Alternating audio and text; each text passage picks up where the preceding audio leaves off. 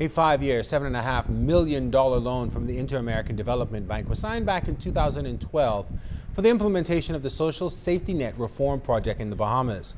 Last week, officials from the Ministry of Social Services explained how they hope families living in poverty rise through the new Condition Cash Transfer Program. RISE is the acronym for Renewing, Inspiring, Sustaining, Empowering. Jimenita Swain tells us that RISE, which targets the poor, is focused on changing behaviors to improve educational achievement and a healthier lifestyle among the poor.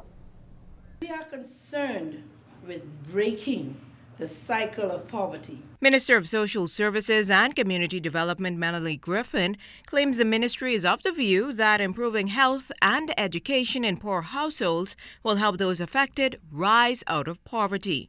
Griffin maintains that the conditional cash transfer, now dubbed RISE, will replace several existing social services programs and instead provide eligible households with a monthly cash grant. RISE program manager Marva Russell-Mins outlined the criteria required. In the household, you should have somebody under the age of 18 years. There should also be a pregnant woman in the program in the household. You can also have an elderly person, a poor adult, and we're also looking at disabled persons. The program manager confirmed that its cycle lasts 36 months with a view of changing learned behavior. 36 months is because we are trying to change behaviors, and so we know behaviors have been set for so long with some persons, and so it takes a while to see a difference for them to even accept that they must behave in a different manner, particularly health-wise, or even sending children to school on a regular basis. And even if children don't perform well, there is an opportunity for them to pull up their grade. But in order to obtain the benefits, recipients must be compliant. From a health standpoint, pregnant women must attend clinics for the remainder of their pregnancy and attend 4 craft classes. High-risk mothers will have the added requirement of participating in 2 sessions with a lifestyle coach.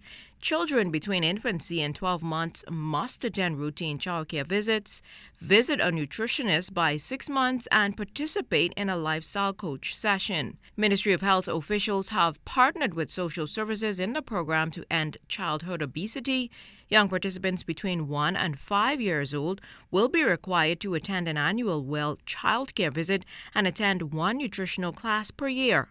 Those at risk will have the same requirements in addition to 2 sessions with a lifestyle coach once every 6 months. When we talk about childhood obesity, if we can pull that obesity rate down, then the country itself would be in a better position. We can say that all the children will become healthy eventually. We would hope to break that poverty cycle within generations that we are currently seeing in the Department of Social Services. Now, there are also education components to the program, too.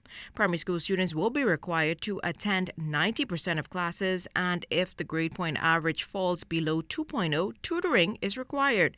The same requirements must be met by high school students. Graduating from high school provides recipients with a one-time cash award as well. Now, officials plan to begin registering food coupon recipients at the Wolf Road Center for the Department of Social Services when the pilot program launches later this month. Jimenita Swain, ZNS Network News.